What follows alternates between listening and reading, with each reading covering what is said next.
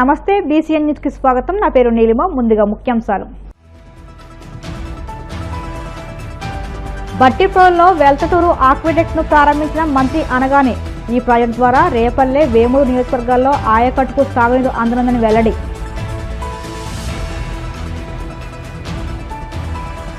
Singapore పర్యటనపై మంత్రి నారా లోకేష్ పెట్టకథలు చెబుతున్నారన్న మాజీ మంత్రి అంబటి।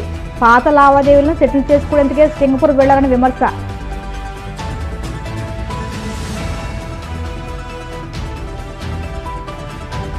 మంగళగిరి జనసేన పార్టీ కార్యాలయంలో జనవాణి కార్యక్రమం। ప్రజల నుంచి అర్జీలు స్వీకరించిన రైల్వే కోడూరు ఎమ్మెల్యే అరవ శ్రీధర్।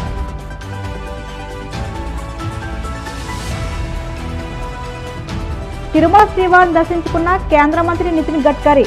ఆలయ మర్యాదలతో స్వాగతం పలికిన అధికారులు। బాపట్ల జిల్లా బట్టిప్రోలులో 10.75 కోట్లతో వెల్తటూరు ఆక్విడక్ట్ ను కట్ట జె వెంకటమురళి, ఎమ్మెల్యే నక్కా ఆనందబాబులతో కలిసి మంత్రి అనగాని సత్యప్రసాద్ ప్రారంభించారు। అనంతరం ఆయన మాట్లాడుతూ 75 రోజుల్లోనే పూర్తి చేసిన ఈ ప్రాజెక్టు ద్వారా రేపల్లె వేమూరు నియోజకవర్గాల్లో 31,675 ఎకరాల ఆయకట్టుకు సాగునీరు అందనుందని తెలిపారు। అందుబాటులోకి సాగునీరు రావడంతో రైతుల కష్టాలు తొలగిపోతాయని ఈ సందర్భంగా మంత్రి సీఎం చంద్రబాబుకు ధన్యవాదాలు తెలియజేశారు।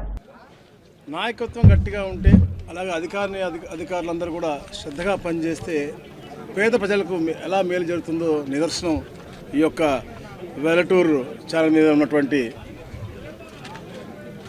ఈ యొక్క అండర్ టనల్ అలాగే సర్ప్లస్ ఛానల్। ఇది గత సంవత్సరం నవంబర్ నెలలో ఉన్నటువంటి కొలాప్స్ అయిన పరిస్థితి మనం చూసాం। ఎందుకంటే గత పరిపాలకులు ఎక్కడ కూడా మెయింటెనెన్స్ చేయకుండా ఈ రాష్ట్రంలో రైతు గురించి ఎక్కడ ఆలోచన చేయకుండా వీడు కూడా తీసేటువంటి పరిస్థితి మనం గతంలో చూడలేదు। కానీ ఎప్పుడు రైతు సుభిక్షంగా ఉండాలి, ప్రాంత సుభిక్షంగా ఉండాలని ప్రాంతంలో ప్రతి ఒక్క ప్రాంతం కూడా సస్యశ్యామలంగా ఉండాలని చెప్పేసి గౌరవ ముఖ్యమంత్రి గారు చంద్రబాబు నాయుడు గారు ఇరిగేషన్ మీద ప్రత్యేకమైన శ్రద్ధ పెట్టారు। గతంలో కూడా మీరు చూశారు నదుల అనుసంధానం గురించి ఎంత చర్యలు తీసుకున్నారో। ఈరోజు కూడా దానిపైన ఎప్పుడు నిత్యం కృషి చేస్తూ రాబోయే తరాలకి రైతులకు ముఖ్యంగా ఎలాంటి ఇబ్బంది జరగకూడదని చెప్పే లక్ష్యంతోనే ఈ కార్యక్రమాలు చేస్తున్నారు। ఇక్కడ శాసనసభ్యులు నక్కా ఆనందబాబు గారు కొలాప్స్ అయిన వెంటనే అధికారి దృష్టి తీసుకెళ్ళడం, ఇక అధికారి చొరవతో సెంట్రల్ డిజైన్కి తీసుకెళ్ళటం, శంకుస్థాపన చేసిన 3 నెలల్లోనే 3 నెలల లోపే 75 రోజుల్లోనే ఇది వాళ్ళ ఓపెన్ చేసుకోవడం అంటే నిజంగా చాలా సంతోషమైనటువంటి అంటే పాజిటివ్ గవర్నెన్స్కి నిదర్శనం అని చెప్పి కూడా తెలియజేస్తుంది। దాదాపుగా 10,75,00,000 వ్యయంతో ఈ అద్భుతమైన కట్టడం, దీని ద్వారా దాదాపు 35,000 ఎకరాల ఈ నియోజకవర్గంలో 2 నియోజకవర్గాల్లో రైతులు లబ్ధి పొందుతారు। అంటే రైతులు ఎప్పుడు హ్యాపీగా ఉండాలని లక్ష్యంతోనే గవర్నమెంట్ పనిచేస్తామని చెప్పడానికి ఇది ఒక అద్భుతమైనటువంటి నిదర్శనం। ప్రజల సేవలో అని చెప్పేసి ఒక కార్యక్రమం ఎంచుకుని ప్రతి నెల 1వ తారీఖున మేము మా నాయకులందరూ కూడా క్షేత్రస్థాయిలో ప్రజల దగ్గరికి వెళ్ళి వాళ్ళు పెన్షన్ ఇస్తాను। మరి నూతనంగా ఈరోజు గతంలో ఏదైతే పెన్షన్ ఇవ్వలేదో అవన్నీ కూడా ఈ రాష్ట్రంలో దాదాపుగా 1,92,000 నూతన పెన్షన్ కూడా ఈరోజు ఇవ్వడం జరుగుతుంది। మన జిల్లాలో ఈ రోజున 4,322 పెన్షన్ నూతనంగా అంటే వితంతువులు ఇంకా రాబోయే రోజుల్లో కూడా భర్త చనిపోతే వెంటనే పెన్షన్ ఇచ్చే విధానం, అలాగే 2 నెలలు తీసుకోపోయినా కూడా 3వ నెల కూడా 3 కలిపి తీసుకునే విధానం కూడా, అంటే ఎవరికి కూడా ఇబ్బంది కలగకూడదు, ఏదైనా కొన్ని కారణాల వల్ల వాళ్ళు లోకల్గా లేకపోయినప్పటికీ కూడా 3 నెలలు కలిపి ఇచ్చే విధానంగా కూడా ఈ నూతన కార్యక్రమం కూడా ఈరోజు స్టార్ట్ చేయడం జరిగింది। ఇది అంటే గత నెల నుంచి కూడా ఏదైతే ఒక అద్భుతమైన కార్యక్రమం చేశామో పార్టీ పరంగా సుపరిపాలన తొలివేడు అని, మా పరిపాలన ఈ సంవత్సరం పూర్తయిన తర్వాత కూటమి ప్రభుత్వం తెలుగుదేశం పార్టీ తరఫున ప్రతి ఒక్క గృహాన్ని టచ్ చేసి మా యొక్క పరిపాలన తీరు, మేము చెప్పినటువంటి హామీలన్నీ కూడా నెరవేరుస్తున్నటువంటి తీరు, దాంట్లో ఏమన్నా ఇబ్బందులు ఉంటే పరిష్కరించే దిశగా ఎలాగైతే ఈ రోజున రైతులకి ధనరాశికి భవిస్తానో దాంట్లో ఏమైనా ఇబ్బందులు ఉంటే 155251 టోల్ ఫ్రీ నెంబర్ ఇచ్చారో అలాగే ప్రతి ఒక్క దానికి కూడా పరిష్కార మార్గం చూపించే విధంగా ఈ నాయకులు ప్రతి ఇంటికి కూడా వెళ్ళి వాళ్ళని కనుక్కోవటం, ఇంకా మెరుగైన సేవ చేసే విధి విధానాలు కూడా కనుక్కుని దాని మీద కూడా కార్యాచరణ చేసుకుంటాం। ఎందుకంటే ఒక నాయకుడికి ఒక ఆలోచన వస్తే దాని యొక్క కార్యాచరణ రూపకల్పన చేసుకుని దాన్ని ఆచరిస్తాడు। అలాంటి గొప్ప నాయకుడు చంద్రబాబు నాయుడు గారి కింద పనిచేయడం నిజంగా మా అందరికి కూడా అదృష్టం। ఈ యొక్క అద్భుతమైన కార్యక్రమానికి మా శాసనసభ్యులు మా కలెక్టర్ గారు అందరూ కూడా పాల్పంచుకోవడం నిజంగా చాలా సంతోషంగా ఉందని చెప్పి తెలియజేసుకుంటూ సింగపూర్ పర్యటనపై మంత్రి నారా లోకేష్ పెట్టకథలు చెబుతున్నారని మాజీ మంత్రి అంబటి రాంబాబు మండిపడ్డారు। తాడేపల్లి వైసీపీ కేంద్ర కార్యాలయంలో ఆయన మీడియాతో మాట్లాడుతూ పాత లావాదేవీలను సెటిల్ చేసుకునేందుకే చంద్రబాబు లోకేష్లు సింగపూర్కు వెళ్లారని అన్నారు. ఇప్పటి వరకు 58 సార్లు సింగపూర్ వెళ్లిన చంద్రబాబు ఒక్క రూపాయి అయినా పెట్టుబడి తీసుకొచ్చారని నిలదీశారు. అవినీతి కేసులో సింగపూర్లో జైలుకు వెళ్లి ఇటీవల బయటకు వచ్చిన ఈశ్వరన్ను కలిసేందుకే సింగపూర్కు వెళ్లారని ప్రశ్నించారు. లేదు ఒక్క పైసా తీసుకొచ్చి పెట్టుబడి పెట్టినటువంటి సందర్భం ఏదైనా ఉందా అంటే వెనక్కి వెళ్ళి చూసుకోండి, ఎక్కడ ఏమీ లేదు.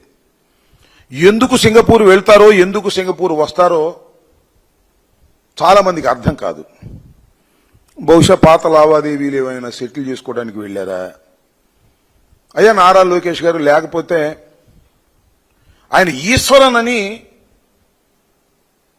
ఆ సింగపూర్ మంత్రి గారు మీతో వాటాలు కలిసి ఇక్కడ రాజధాని డెవలప్మెంట్కి రాజధాని స్టార్టప్ ఏరియాకి పెట్టుబడులు పెడతామని చెప్పేసి అప్పుడు వచ్చి ఏదో కన్సార్టియం చేసుకున్నారు కదా. సరే, ఆయన లోపలేశారు. అవినీతికి పాల్పడుతున్నాడని సింగపూర్ ప్రభుత్వమే ఆయన లోపలేశారు. మొన్నే విడుదలయ్యారు. ఏమైనా ఇల్లు ఆయన కలిసి వచ్చారా?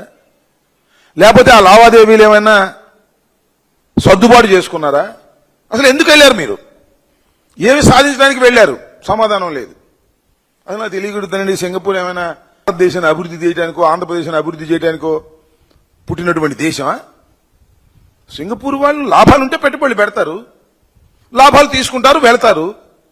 దానివల్ల మనకు ఉపయోగం ఉంటే సింగపూర్నైనా ఏ ఇతర దేశాలు పెట్టుబడులైనా మనం ఆహ్వానిస్తాం. వైఎస్ఆర్ కాంగ్రెస్ పార్టీ అంటే గెంటేసిందంట, వీళ్ళు వెళ్ళి పట్టుకొస్తామంట. వెళ్ళారు. చివరికి ఏమన్నారు వాళ్ళు? మేము పెట్టం పెట్టుబడులు అని పంపించారు. ఎందుకంటే వాళ్ళకి లాభం లేదు కాబట్టి పెట్టమని పంపించారు. దానికి ఏమిటయ్యా గదంటే, ఇవాళ నారా లోకేష్ గారు ప్రెస్ మీట్ పెట్టి చెప్తున్నారు, ఇక్కడ నుంచి అంటే చాలా మంది ఈమెయిల్స్ పంపించారంట. ఈ ప్రభుత్వం ఉండేది కాదు, చచ్చేది కాదు, పడిపోతుంది, మీరేమీ పెట్టుబడి పెట్టమాక అని వీళ్ళు ఈమెయిల్స్ పంపిస్తే దానివల్ల వాళ్ళు తిరస్కరించారన్నట్టుగా మాట్లాడతాడు. ఆ ఈమెయిల్ పంపించింది ఎవరయ్యా అంటే పెద్దిరెడ్డి గారి ప్రోత్సాహంతో మురళీకృష్ణ ఆయన పంపించాయంట. ఆయన చెప్పాడు నారా లోకేష్ గారు. ఎవరా మురళీకృష్ణ? నిన్న నుంచి తలగా బాదుకుంటున్నాం మేము. ఎవరు పంపించారు ఏంటంటే ఎతికాం అన్ని చోట్ల, దొరికింది అని మన చిలకూరుపేట ఆయన అంట. ఆయన రాయనో ఈయనో ఒకటో కాదో నారా లోకేష్ గారు చెప్పాలి. చిలకలూరుపేటకు చెందినటువంటి మురళీకృష్ణ చౌదరి గారు, ఆయన యుఎస్ లో ఉంటాడు. 100కి 100 పాళ్ళు తెలుగుదేశం అభిమాని, తెలుగుదేశం కోసం కృషి చేసినటువంటి వ్యక్తి. తెలుగుదేశం పార్టీ అధికారంలోకి రావాలని అహర్నిశలు కష్టపడ్డాడు. ఇప్పుడు మాత్రం రివర్స్ అయ్యాడు. ఎందుకయ్యాడా బాబు అంటే చిలకలూరుపేటలో ఆయన ప్రాపర్టీని కాజేయడానికి అక్కడ స్థానిక శాసనసభ్యులు ప్రయత్నం చేశాయంట.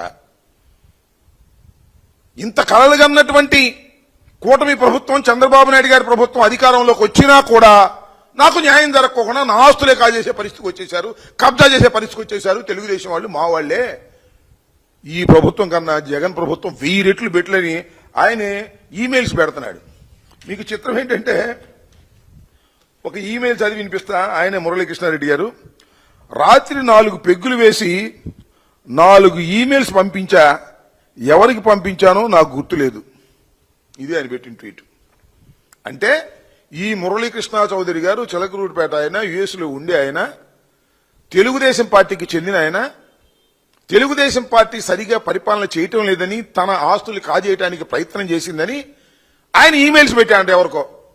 దానికంట నారా లోకేష్ గారు పెద్దిరెడ్డి గారు పెట్టించాడు అనేటువంటి పరిస్థితి దిగజారిపోయి మాట్లాడేటువంటి పరిస్థితి దిగజారిపోయాడు. అంటే ఏమి లేదు, గుడ్డగాల్చి మొఖాన్ని వేసేద్దాం.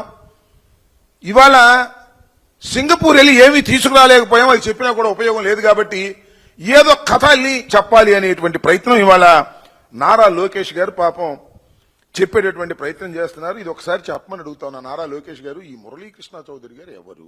జనసేన పార్టీ ఎమ్మెల్యేలు జనవాణి కార్యక్రమంలో పాల్గొని రాష్ట్రంలోని పలు ప్రాంతాల నుండి వచ్చిన ప్రజల సమస్యలకు సంబంధించి అర్జీలు స్వీకరిస్తున్నారు. అనంతరం వాటిని అధినేత దృష్టికి తీసుకెళ్లి పరిష్కరిస్తామని హామీ ఇస్తున్నారు. ఈ నేపథ్యంలో మంగళగిరి జనసేన పార్టీ కేంద్ర కార్యాలయంలో నిర్వహించిన జనవాణి కార్యక్రమంలో పలు ప్రాంతాల నుంచి వచ్చిన ప్రజల నుంచి ప్రభుత్వ విప్, రైల్వే కోడూరు ఎమ్మెల్యే అరవ శ్రీధర్ అర్జీలు స్వీకరించారు. పలు సమస్యలపై తక్షణ సంబంధిత అధికారులతో మాట్లాడి పరిష్కార మార్గాలు చూపారు. ఆంధ్రప్రదేశ్ పోలీస్ కానిస్టేబుల్ ఫలితాల్లో కాకినాడ శ్యామ్ ఇన్స్టిట్యూట్ మరోసారి విజయవరి మోగించిందని ఇన్స్టిట్యూట్ అధినేత జి శ్యామ్ పేర్కొన్నారు. కాకినాడ శ్యామ్ ఇన్స్టిట్యూట్లో ఏర్పాటు చేసిన మీడియా సమావేశంలో ఆయన మాట్లాడుతూ రాష్ట్ర వ్యాప్తంగా 6014 పోస్టులకు గాను 4005 మంది పైగా ఇన్స్టిట్యూట్ ద్వారా ఉద్యోగాలు సాధించారన్నారు. సివిల్ కానిస్టేబుల్ విభాగంలో 168 మార్కులతో విశాఖపట్నం చెందిన నానాజీ, సివిల్ కానిస్టేబుల్స్ మహిళా విభాగంలో 159 మార్కులతో విజయనగరం చెందిన రమ్య మాధురి స్టేట్ ఫస్ట్ ర్యాంకులు సాధించడం జరిగిందన్నారు. ఏపీ ఎస్పీ విభాగంలో కూడా అచ్యుతరావు స్టేట్ ఫస్ట్ ర్యాంక్ కైవసం చేసుకున్నారని తెలిపారు. ఈ రోజు పోలీస్ కానిస్టేబుల్ ఏపీకి సంబంధించి ఫలితాలు అనేవి విడుదల చేయడం జరిగింది. ఈ ఫలితాలలో అంటే ఓవరాల్ గా మొత్తం ఈ స్టేట్ లో 6100 పోస్టులకు 2022లో నోటిఫికేషన్ అనేది వెలువడింది. ఈ 6100 పోస్టులకి 2022లో నోటిఫికేషన్ వెలువడి 2022లోనే ప్రిలిమ్స్ జరిగింది. కొన్ని అనివార్య కారణాల వలన అది వాయిదా పడుతూ 2025 జనవరిలో మెయిన్స్ జరిగాయి. 2025 జూన్ 1నేమో ఈ కానిస్టేబుల్ ఎగ్జామ్ అనేది ఫైనల్ ఎగ్జామ్ అనేది జరిగింది. ఆ జూన్ 1 నుంచి ఈ రోజు ఈ ఫలితాలు అనేవి రిలీజ్ చేశారు. అయితే 6100 పోస్టులకు 6014 పోస్టులు మాత్రమే ఫలితాలు అనేవి రిలీజ్ చేయడం జరిగింది. ఈ 6014 పోస్టుల్లో శ్యామ్ ఇన్స్టిట్యూట్కు మొత్తం టోటల్గా 4500 పోస్టులు అనేవి సాధించడం జరిగింది. 6014 పోస్టులకు గాను 4005 పోస్టులు అంటే సుమారుగా 67% ఉద్యోగాలు అనేవి సాధించామని చెప్పడానికి చాలా సంతోషిస్తున్నాం మేము. ఇది ఇప్పుడు అందిన సమాచారం మేరకు మాత్రమే, ఇంకా సమాచారం రావాల్సి ఉంది. ఈ సమాచారం వస్తే ఇంకా పోస్టుల సంఖ్య పెరిగే అవకాశం కూడా ఉందని మీకు తెలియజేస్తున్నాను. ఈ సందర్భంగా ఈ కానిస్టేబుల్ ఫలితాల్లో స్టేట్ ఫస్ట్ ర్యాంకు 168 మార్కులతో అంటే 200కి 168 మార్కులతో జి నానాజీ అంటే ఈయన జి నానాజీ రిజిస్టర్ నెంబర్ 4434322 విశాఖపట్నానికి చెందిన వ్యక్తి. ఇతను స్టేట్ ర్యాంక్ సాధించడం జరిగింది, స్టేట్ ఫస్ట్ ర్యాంక్ సాధించడం జరిగింది.